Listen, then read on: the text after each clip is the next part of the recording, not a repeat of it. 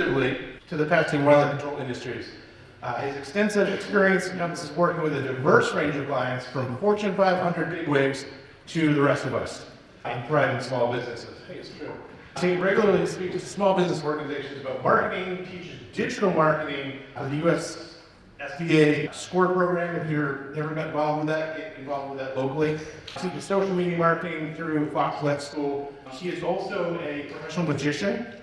I know, crazy. Father of two, right? Yeah. And he originally hails from Australia. Welcome to stage Tate. He's going to be doing this off the cuff. Here you go, buddy. Thank you very much. Enjoy, guys.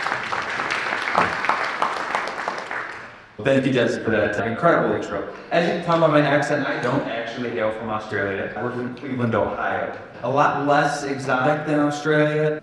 I was going to say maybe just as fun, but I can't even lie about Ohio like that. So on that note, first and foremost, before we begin, I would just like to give a big thanks to NWCOA and NPMA for putting on this event. It's obvious the hard work that went into putting this all together, and definitely incredibly grateful to the team for making this happen.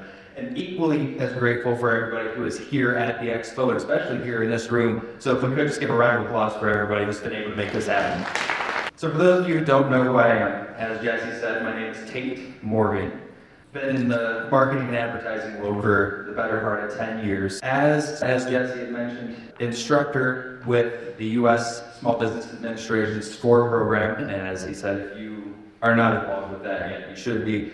SCORE offers free mentorship to small businesses for literally anything you could need to learn. So definitely worth checking out. Also, social media marketing instructor for the Fox Web School is a program that teaches small businesses and freelancers how to market themselves effectively on social media. With all of that said, he mentioned that I run a company called LeadSquirrel. LeadSquirrel provides digital marketing services to the pest control and wildlife industries.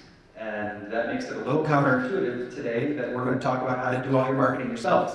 It's one of those things that I firmly believe as more people have more education on and can do effectively themselves, they can hold their providers like myself and other agencies accountable. They can bring the advertising in-house so you don't have to rely on lead generating services or paying agencies year after year after year after year. And you can know what to expect from the work that you're putting in because you're already familiar with it. You've already been able to do it yourself. So today in this session, you're going to learn a couple of things. First and foremost, you're going to learn the 5 core pillars of marketing and how we look at those pillars, what those things are. You're going to learn what I think are the best marketing and advertising channels to be utilizing for your business. You're also going to be learning a lot about what most advertisers are doing incorrectly, both whether they are providers for your business or if you're doing your marketing in-house. So let's look to our 5 core pillars of marketing. We separate all of marketing into 5 core pillars, and these are just categories of types of marketing because we don't want to overwhelm ourselves with line item after line item of things to do. You're out there in the field, you don't want to have to focus on a million marketing tasks and a million marketing channels and every new social media and TikTok and all this stuff that's coming out every single day. You don't want to have to focus yourself on learning each and every one of those. So we categorize these things so you can learn in chunks and be effective in chunks and stay consistent with your advertising so you know what to expect after you've implemented some of these marketing techniques.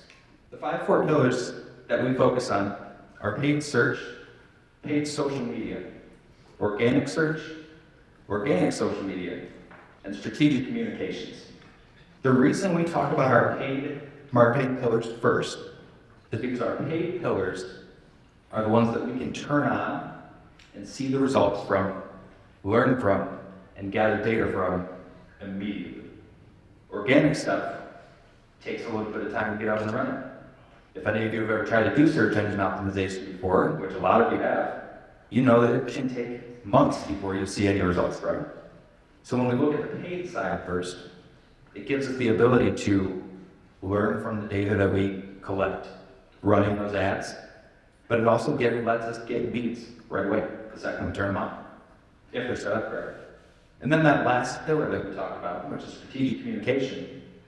Those are the ways you interact with your customers, your community, your potential customers, whether it's on social media, whether it's email, whether it's direct mailing, or whether you're doing broad communications on a platform like TV or radio, or doing like OTT stuff, which is like your Hulu ads and like the streaming platforms.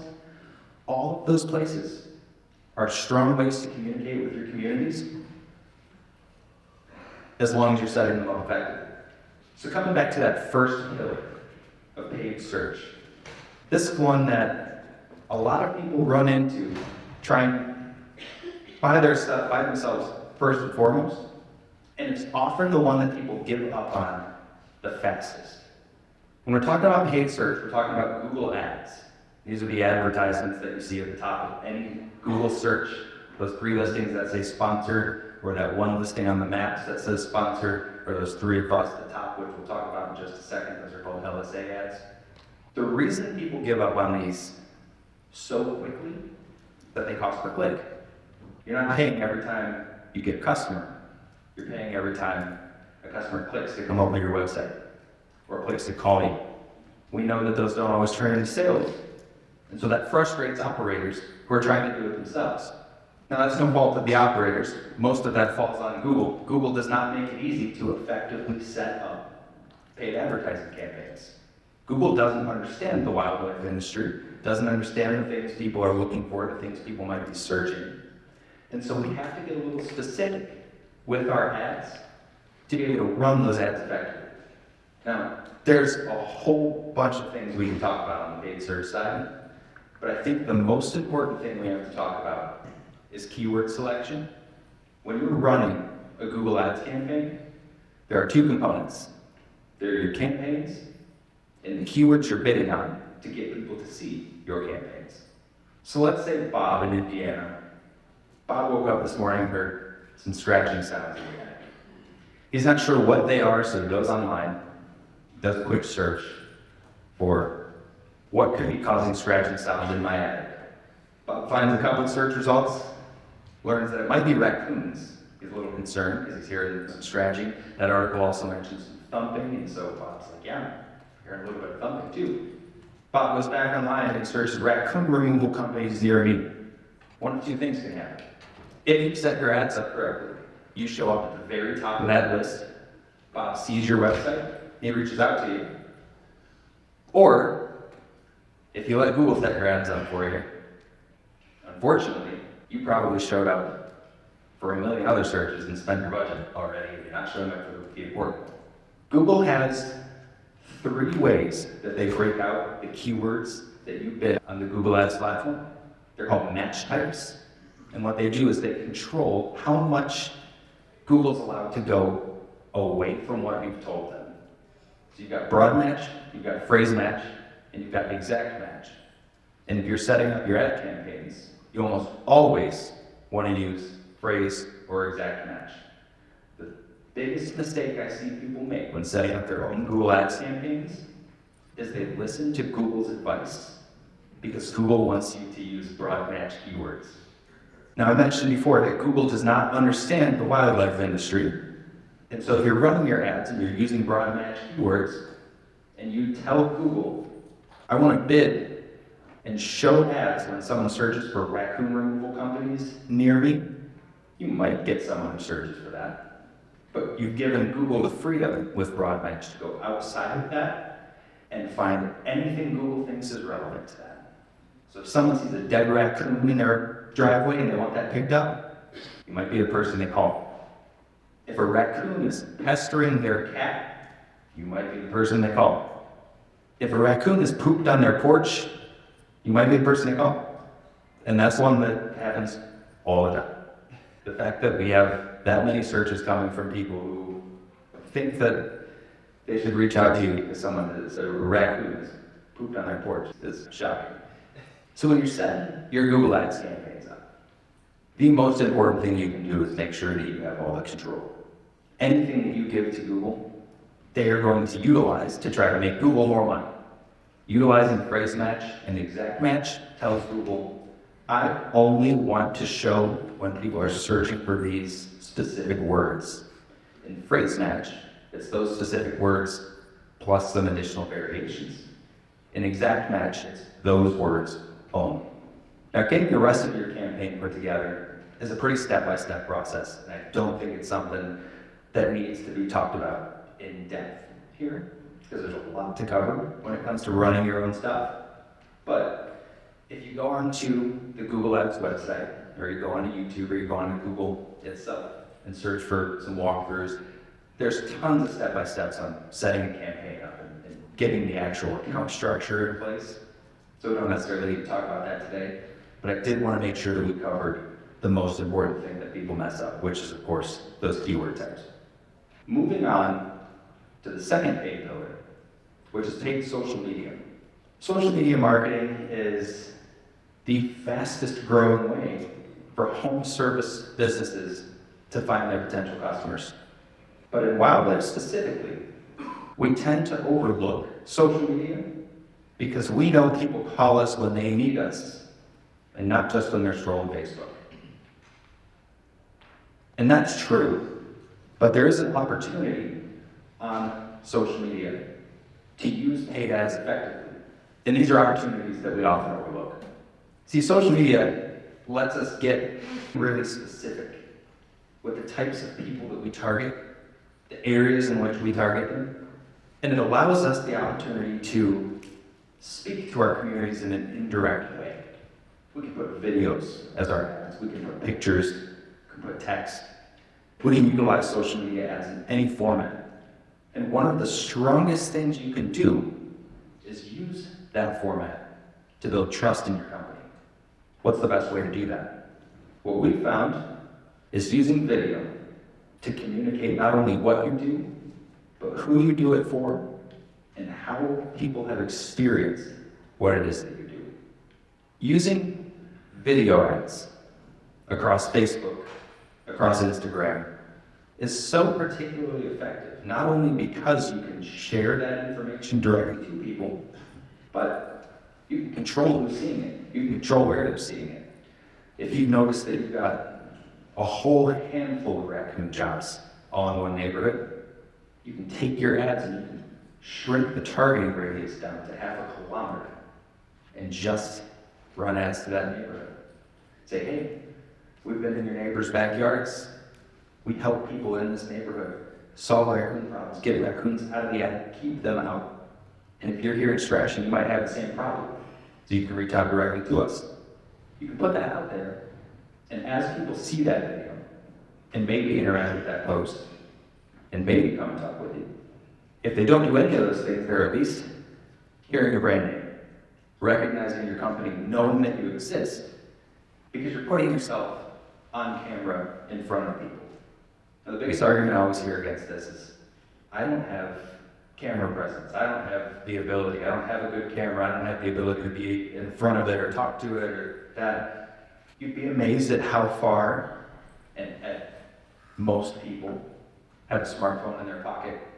You can pull that phone out and just record a video that's pointing right at you and just talk about the service you provide. You'd be amazed at how far that goes because it's incredibly personal.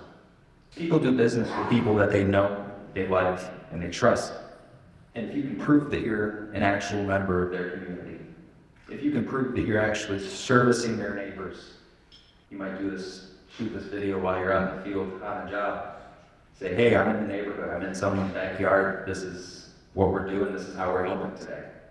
That goes a long way for people recognizing your business as the trusted wildlife authority in your area. The other big opportunity with social media marketing is the ability to remarket to people who have already interacted with your business but not hired you for anything yet. On Facebook, on Nextdoor, on Instagram, on all of the major social media platforms, you have the opportunity to follow people around on the internet. If they've been to your website, if they've visited your Google business profile in some instances, if they've watched a specific video that you put out, you can follow them around with ads.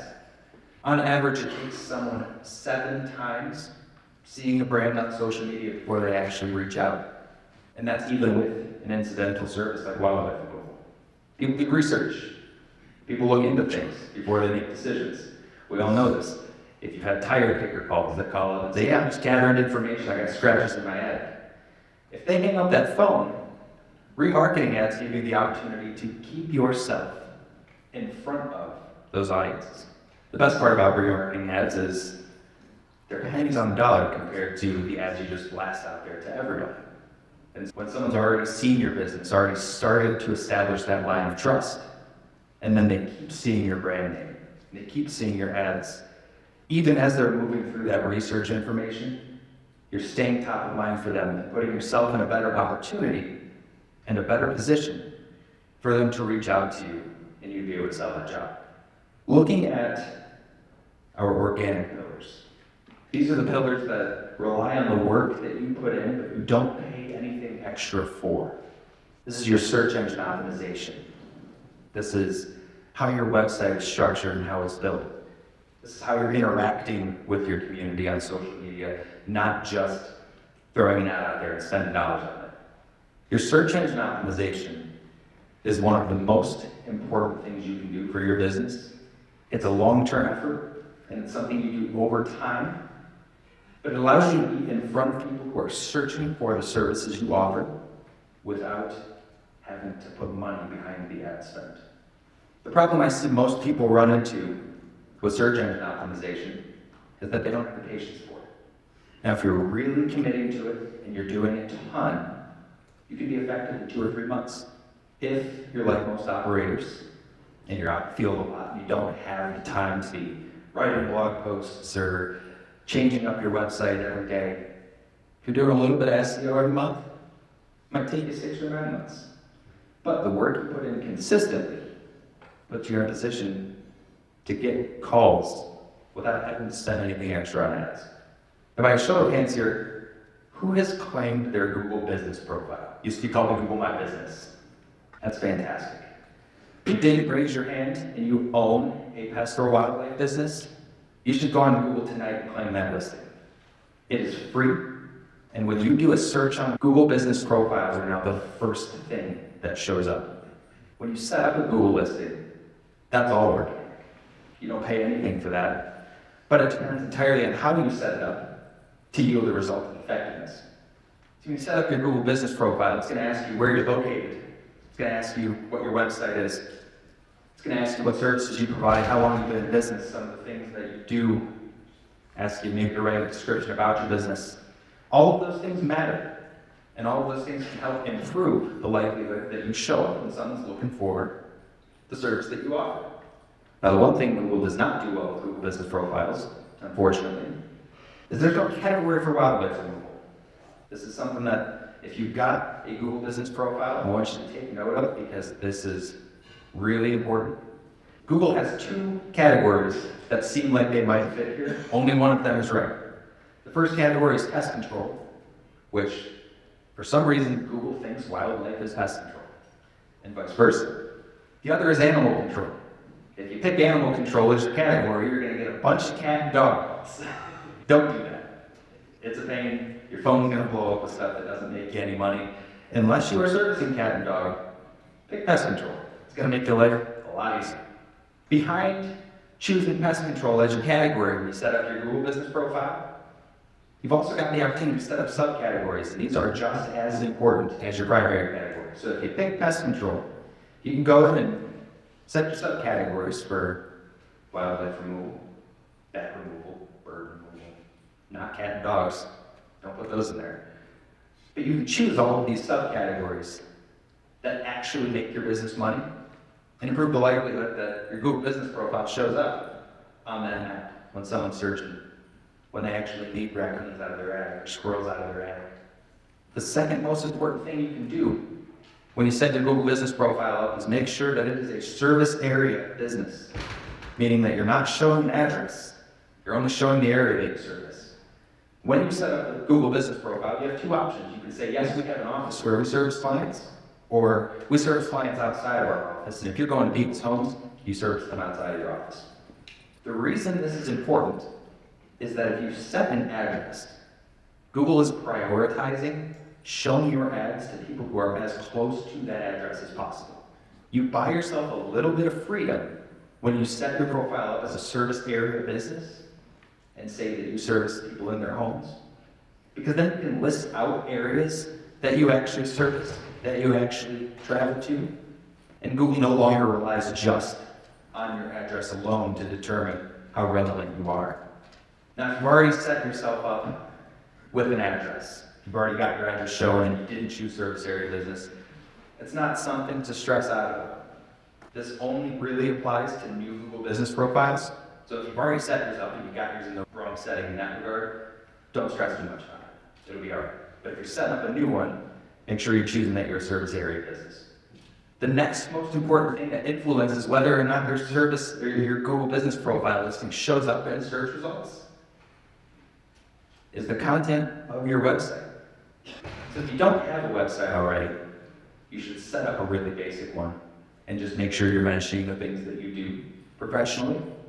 And if you do have a website, you want to make sure that website is listing out the areas that you service, listing out the services that you offer, listing out any methods or frequently asked questions that people might have about those services. Including all of these things on your website is going to tell Google what's relevant enough to make your Google business profile show up when someone is searching. And a quick note on FAQs, frequently asked questions. If you've got a website, absolutely make sure you have an FAQ section. This is one of the most powerful things you can do in organic search marketing right now, because as we move into a world of AI, and there's all this change happening in technology, and the internet's getting more conversational, you'll find that Bing and Google want you to ask it a question and not just search something. Google's prompt when you click on a search used to just be, what are you searching for? They want you to put in raccoon removal company. Now it's how can we help you? They're trying to push people into a more conversational approach to search. And as AI gets better and these technologies are built in, people are adapting to that. We all know someone who's used Siri or Amazon, and I apologize if I said Siri too loud and set half your phones off. But we all know someone who voice searches, and when you voice search, you don't say raccoon removal company. You voice search and say, hey Siri, find me a raccoon removal company. You're giving it a direction and expecting a response. This is how people are searching now. And so having an FAQ on your website allows Google to recognize the questions people are asking and recognize that you've got the answer for it. As we move into an AI-driven search environment, this is going to become more and more important. Google wants to prioritize websites that actually help people, that actually give people information, and not just slam them with, here are the services we offer. If we think back to that very first example I gave of Bob in Indiana who's got the raccoon in his attic, the first thing he searched, the first thing he did before he even knew what he had on his hands was he went to Google and said, what could be making scratching sounds in my attic? If your website answers that question, your Google business profile might show up, answer that question for him before you ever even have to pay for an ad. So as we move into a more AI-driven search environment on Google and on Bing, and people who are voice searching with Siri, Amazon, make sure you're answering their questions. That way they continue to build and trust in you, that you know how to service them appropriately. This brings us to organic social media. And this is the tricky one for most people, for a couple of reasons. First and foremost, there's always new social medias coming out. Where do we focus? What do we put our attention on? Second, we're in the field. How long are we going to have time to continuously update social media? The nice part about that is, back to how we film the video for our social media ads, you got a right phone in your pocket. You all have the ability to take a picture, even if it's a flip phone, can take a pretty good picture. That's more than enough to be interesting on social media. People want to see that you are doing the things you say you are doing.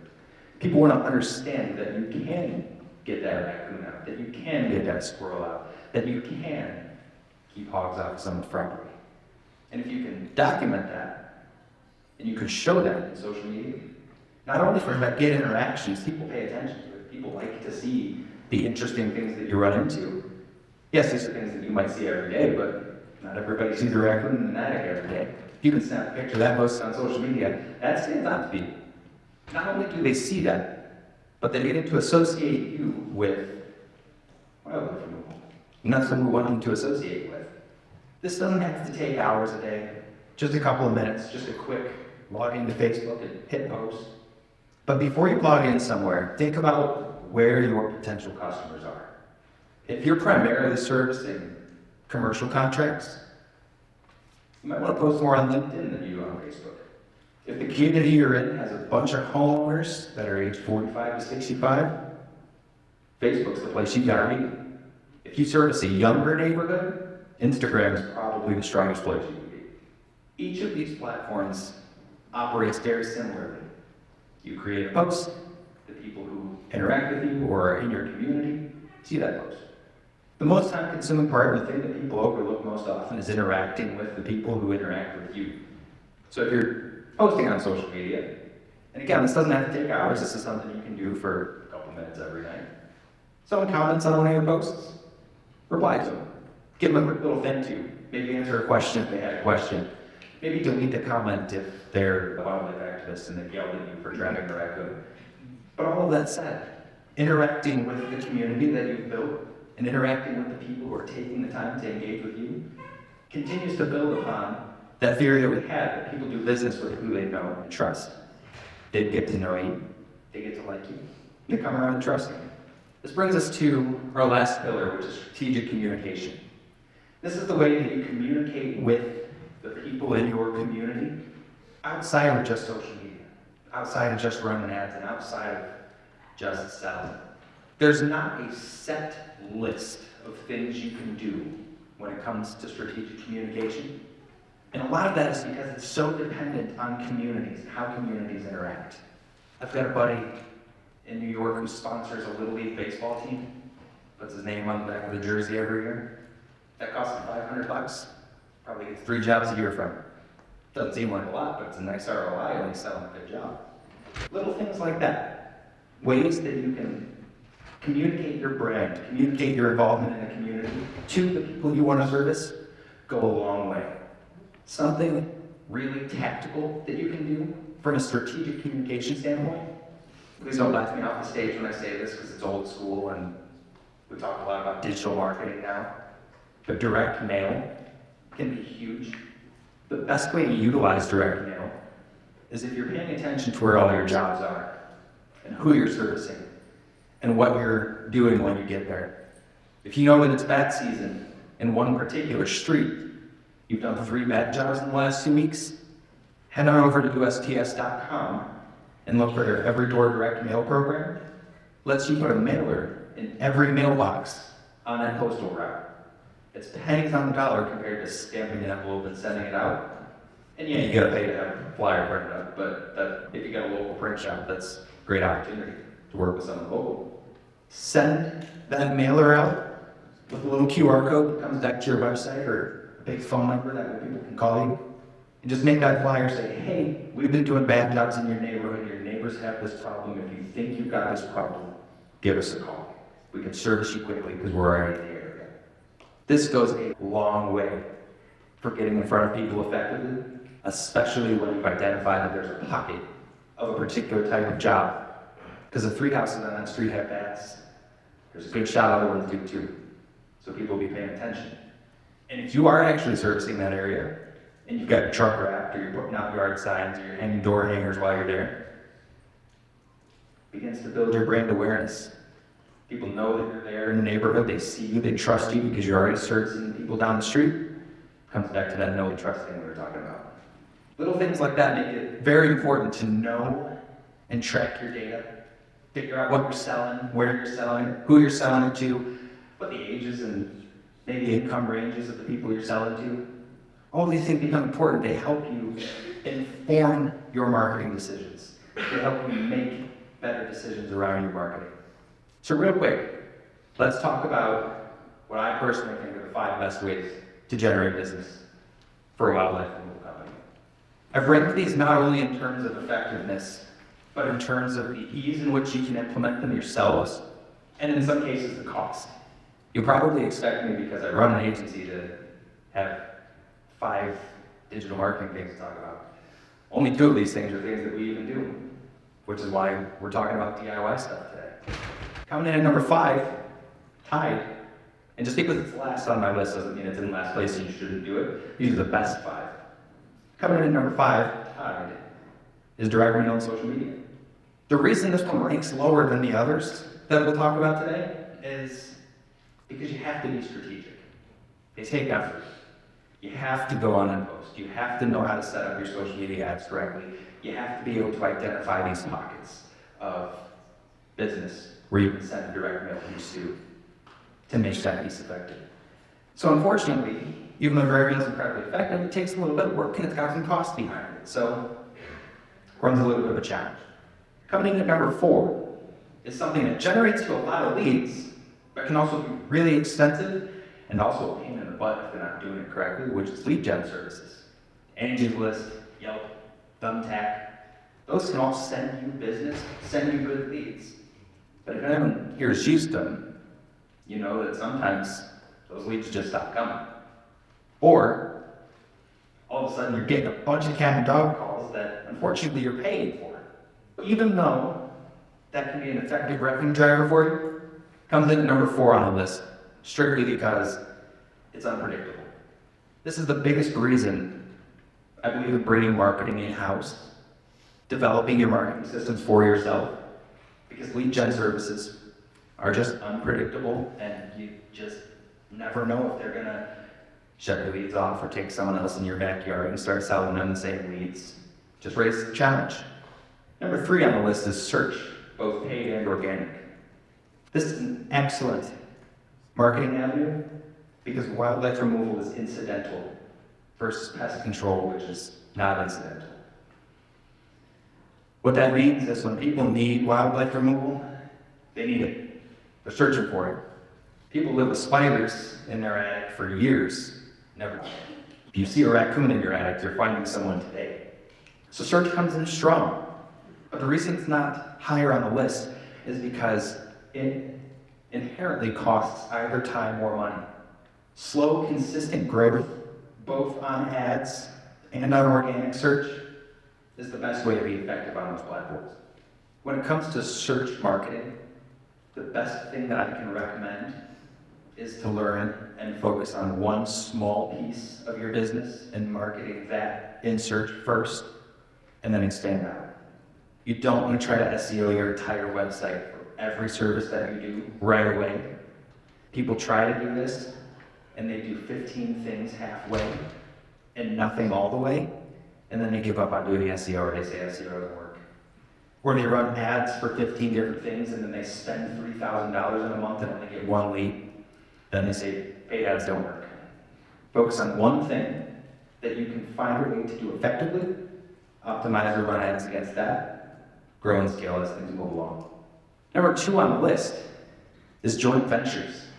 Finding people who offer services that are complementary to what you do can make a massive difference in your business. And this is something that you can only do most effectively yourself. If you're offering wildlife removal and you shake hands with a pest control company that does not do wildlife removal, that pest control company is going to call you whenever they need your help. Because it builds good faith for them with their clients, keeps them around with their clients longer. And likewise, if you're not providing pest control and you have this relationship with a pest control company, call them up and send them a lead from time to time. They're going to be very appreciative. It's going to increase the likelihood that they call you if they happen to find out that one of their clients has not just spiders, but also squirrels. They'll be able to give you a call. Other big ones, roofing contractors, insulation contractors, even electrical contractors who do a lot of attic work. Think about the people who might accidentally stumble upon the bats in the attic. That's the people that you want to joint venture with. Those are the people that you want to establish good relationships with, shake hands with. That way when someone has a need, they don't have to go search. Their pest control, or their contractor, or their insulation guy, or their roofer can say, hey, notice there's a hole up there where the squirrels are getting in. You might want to call somebody about that, I got you. So joint ventures are in at number 2. Topping off the list, and for those of you who have been in business a while and have a good reputation in your community, this is one that you know is effective, is word of mouth. Referrals from your existing customers should be a huge driver of your business. Your biggest evangelists are the people that you service effectively. If you kept raccoons out of someone's house, for years after you service them because your exclusion work worked, that person's going to talk to everybody they know if they ever mention a wildlife problem. But there's things we can do to make sure that we're getting that word about business. First and foremost, as you wrap up a job, this is coming back to that Google business profile we talked about. As you wrap up a job, you shake hands, you ask the customer, hey, were you satisfied with the level of service that you received throughout this process? If they say yes, hand your phone to them. Ask them for a Google review. Ask them to go on your Google business profile, or better yet, keep a shortcut link on your phone's home screen, or if you're bringing a tablet, or your technicians are bringing tablets out to help out. Get that review right then and there. The more time that passes between you servicing a customer and asking for the review, the less likely that review is to come through. So if you can do it at the point where they've told you face to face that they've been satisfied with the level of service they've received, they'll write you a glowing review. Not only does that help your Google business profile, but just psychologically, it helps people cement the fact that they had a good experience with you. So it's something that you want to make sure happens, because it increases the likelihood that they refer you out to other people. Last but not least, there's a tricky one that not a lot of people do, but the people that do it find that it's fun, it's effective. If you're servicing somebody and they don't have your direct contact information, ask them for their phone, put yourself in their phone with your name or your company's name and the wildlife guy, the wildlife girl. Throw that in there, it solidifies, because now when they're in their phone, they're in their contacts, they're going to see the wildlife guy, the wildlife girl. Hey, this is Jim, the wildlife guy. They're going to see that every time, and then if anyone ever asks them, hey, I was here scratching in my attic. You know anybody? I know you had that problem a year back. Do you know anybody? Yeah, I got a wildlife guy. They're just going to open their phone and give you the phone number directly. It's just a little tactical thing, but as we were talking about yesterday, right? People communicate over breakfast. It's not just about what the ads they see or what they hear on the radio. It's how do people learn about and find new people to trust. And if you can put yourself in a position where you can gain that trust, you can gain those referrals from your existing customers, you're going to be well on your way. So as we wrap up here, and you move into advertising for yourself, growing your business effectively, whether it's in person, online, social media, I want you to strongly consider focus and consistency. Too many advertisers, both providers and operators, try to do too many things at once.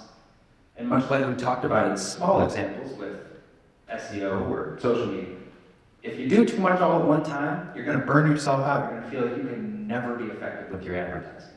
If you find one place that you can market effectively, you can learn about that marketing channel and strategy, and then you can find a way to implement that one strategy, you'll be effective at growing your business using that one strategy. If you try to do 50 things and you only do them 1/50th of the way each, nothing's going to feel like that ever works. Moving forward, think about focus, think about consistency and not overwhelming yourself, and that's going to bring your business a lot further. Now before we leave today, we've got about 10 minutes left. I'd like to open it up for some Q&A. If anyone's got specific questions, I would love to take them. Yes, sir. What do you think about AdWords? Do we shoot them now? What about that? AdWords? AdWords? Spending a lot of money on AdWords every month. AdWords, Google Ads now, is one of those challenging platforms that if you listen to your Google Ads rep, or sometimes your agency, because not every agency even really knows what they're doing. If you got a provider, or you're listening to your Google Ads rep, or you're just following the direction Google gives you, you're going to spend a ton of money. And that's just the reality. Coming back to what we talked about early on, which was our match types and the way we set our keywords up. When we set up AdWords, when we have an operator running AdWords for us, or we have an agency running AdWords for us, we want to make sure that the people who are searching are people who are going to book you for a service. If you feel like you're throwing your money away on Google Ads, odds are the people who are finding you are not people who are looking to book for a service. They're looking for information. They're looking for what happens when a raccoon scratches at my door. I've got raccoons on my trash can. What do I do? Squirrels are climbing my power lines. Those aren't people who are necessarily looking to hire you right now. And so we want to make sure that our advertisers, or ourselves if we're running them, have our ads focused in a way that we're only finding people who want to hire us for our service. I hope that helps answer your question. Yes, sir. You talked about AI's impact on search. A lot of search happens on ChatGPT now. Yeah. And we've talked a lot about Google. Do you have any thoughts on whether shifting some attention to Bing so that you show high, like if I ask ChatGPT, show me wildlife picture, I can spend some time on Bing? Yeah, so that is an excellent question. So for those who may not have heard, this question being, as we move into an AI-driven world and people are searching more with AI, a lot more searches are happening on a tool called ChatGPT, which is one of the most prominent AI tools. So much so that Microsoft has integrated parts of the ChatGPT knowledge base into Bing search. So the question being, should we be focusing more on Bing as we come into an AI-driven world? And I think the answer is, if you're doing your SEO correctly, Bing should be picking up on that as is. When we come back to my point about FAQs and writing those question and answer type informational pieces for your website, that's not just a Google specific thing, that's a human specific thing. We're writing for the people who see the website, not the search engine that finds the website. And so as people use Microsoft Bing and ChatGPT gets more and more integrated with that, if you can provide information in a conversational way and provide the question that might be asked to let the search engine know and let the AI know that you have the answer to that question, I think you'll find yourself effective both on Bing and AI search and in Google as AI search rolls out in Google more. Can you add a layer on that as a review generation? Because obviously Google Map Fact, right? Proximity is number one factor and reviews is number two. Yeah. Should I be driving and doing review? Yeah, that's an excellent point. You should be, if you find yourself optimizing for Bing more consistently, asking for a review on the Bing profile as well. That's a great question. For those who may have not heard that specific end of that question, as it relates to your Google business profile and your Bing business profile, should you be pushing for reviews on the Bing side as well as more people search in ChatGPT? The answer is yes. If you've got your Google business profile and you've got your Bing business profile, if you can swing it, you feel like it's not too much of an ask, by all means, push for a review on both platforms. Regardless of ChatGPT and the AI integrations, Google's coming with their AI as well. 90% of search traffic is still happening on Google, so it's not as big of a priority, but to your point, you absolutely should be grabbing those reviews in both places if you can. Any other questions I can answer? Yes, sir. What would you consider industry standard for click-through rates? What should we be looking for as a percentage of that for click-through rates? If you've written your ads well and you are targeting the right people, you should have anywhere between 15 and 45% clicking through. I know that sounds like a wide range. It's going to depend a lot on the service that you're selling and providing, as well as the area that you're marketing in. If it's an older generation area, you'll find that a lot more of them click ads. The younger generation scroll right to the organic results or right to the maps. And so if your target market is older than 45, you'll likely find that your click-through rate in ads is higher. If they're younger than 45, your click-through rate might be lower because you're getting those impressions, but those users are still scrolling to organic regardless. Yes, sir? That's an excellent question. For those who did not hear that question, when you're running Google Ads, and this gets a little bit into setup and optimization of Google Ads, which it can be a little bit in the weeds if you've not seen Google Ads, but I'll do my best to provide as much context here as I can. The question being, how do you best optimize a Google Ads account for success in terms of how you set up your campaigns? Within a campaign on Google Ads, you've got ad groups. These ad groups serve as essentially folders. They're just a better way to break out the information that you're providing with your ads. So your campaign might be wildlife removal services in Atlanta, Georgia. Your ad groups might be squirrel removal, bat removal, raccoon removal. So you're breaking those up so you can see which is performing the best. And her question is, should we set those up with one campaign and a bunch of ad groups with the keywords inside those? Or should we set up campaigns by species? What we've found to be the most effective is to set up individual campaigns by the species. The reason being is we are giving more control to whoever is running and optimizing the account to be aware of the seasonality of the species. If you put them all in one campaign and you just let the campaign run, you might get people just looking up bad information during the blackout period. You don't necessarily want to spend money on that at that time, you just can't do anything anyway. You can go set up your monitoring devices or what you're going to do in that time frame, but you don't necessarily want to spend a ton of money there. But you might still give Google the opportunity to spend that money for you. You could pause the ad group, but then that throws off your conversion optimization, and that gets way in the weeds in terms of how Google Ads works, and probably a little bit too much to talk about right now. But I think the concise answer to your question is that we found most effectively to break the species up into individual campaigns. Thank you for reminding me that you asked that part of the question. Generally speaking, we try to go as tight as possible with the keywords for people who are being intentional around hiring service. It's okay if you're willing to spend a little bit of money to build the brand, to have a ton of keywords in there, but more often than not, people who are starting a Google Ads campaign want to be concise and they want to get leads today, and so we only want to target keywords that are people who are looking to hire for the service. So someone searching animal removal near me, a phrase like, who gets animals out of attics, things like that.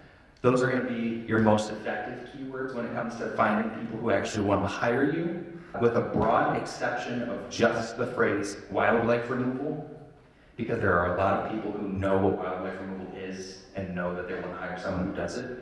So if someone searches that specific phrase, despite the fact that it's not showing any intent behind hiring, that keyword can still be strong. Yes, sir. Putting hashtags at the end of the posts. This one's a little platform dependent. Depending on where you're posting, this is going to make a much bigger impact. Facebook almost entirely ignores hashtags now. People aren't hashtag searching on Facebook, so it's not necessary. On Instagram, where hashtags still serve as an indexing tool, and people still can search by the hashtag and categorize things by hashtags when they're searching, it's incredibly important. So depending on where you're posting, hashtags can mean nothing or they can do a whole heck of a lot. If you're on Facebook, not so much. If you're on Instagram or you're on TikTok, hashtags are going to go a long way. Next door, I'm not even sure that hashtags provide a function, depending on where you're posting. Hope that helps. Is there? So this comes back to, that's a great question for those who didn't hear it. I keep mentioning service near me. So raccoon removal near me, squirrel removal near me. This comes back to human behavior on the search side, not necessarily what Google cares about. In theory, putting the city name would make more sense because we want to show a particular city. But people want the company that's closest to them because they want to hire somebody who can be there as soon as possible. So the near me keyword is almost always more effective at finding leads because this is what people search for. Someone goes on and says, raccoon removal company near me, versus if I live in Cleveland and I say I need a raccoon removal company in Cleveland, that's a lot less likely of a search. Someone wants the person closest to them, and someone who's searching for a company near me is giving you the indication that they've got an urgent problem and not just finding a provider in a specific location. Layering onto that with any of your ads, campaigns, or ad groups, you can absolutely target specific locations regardless of if they put that keyword in or not. So you can take a campaign and tell Google, hey, this campaign should only show in these specific zip codes or in a radius around this particular location. We do a lot to mitigate the kind of mystery that Google leaves us with, which is who is finding us, by telling Google where we want to show those ads. I hope that answers your question. I think we got time for about one more. Is there anything else? Excellent, guys. Yes, sir. Explain what LSA ads are. LSA ads. It's an excellent question. In Google, we've got a particular offering that happens on the paid side. It's called local service ads. Local service ads for wildlife removal go overlooked frequently because Google does not consider wildlife removal a category for these things. They only consider it a subcategory, and the subcategory is pest control. Local service ads differ from PPC ads because local service ads charge you only when someone reaches out to you versus when someone clicks. So your click-through rate doesn't matter as much because you're only getting charged when someone actually calls you or sends you a message. The challenge with this is you have to have a pest control license. The benefit to this is that your leads are significantly cheaper than if you're doing them on the paid search side and just Google Ads proper. I always tell people, if you have the ability to get a pest control license, regardless of if you're dealing with the bugs, by all means do it. If only for the fact that you can run local service ads. It puts you at the top of the list, gives you a little green check mark that says Google guaranteed. There's a little bit of a setup process with it, where you tell them your insurance info, your pest control license info, and they'll call and do a background check and take your license and that kind of thing. But overall, incredibly effective. The challenge being that you have to put it under a pest control category. You can turn off all the pests that you don't do though. So if you don't service for centipedes, you don't service for spiders, you can uncheck all those and only leave wildlife checked. It's incredibly helpful, but goes overlooked because you haven't done a pest control license. I appreciate that question. Hope that answered it. Ladies and gentlemen, I appreciate your time here today, and just real quick, you threw an excellent point on LSA. You've got wildlife inspections and rodents as individual subcategories there. So it's not just wildlife removal you can take as an option. You can have those three options as well. So again, everybody, I appreciate you coming to this session. If there's any questions that I can answer, we are also exhibiting here in booth 416 for the back corner of the expo floor. So if you've got any specific questions you want to talk about marketing, by all means, feel free to stop by and have a great day. Thank you.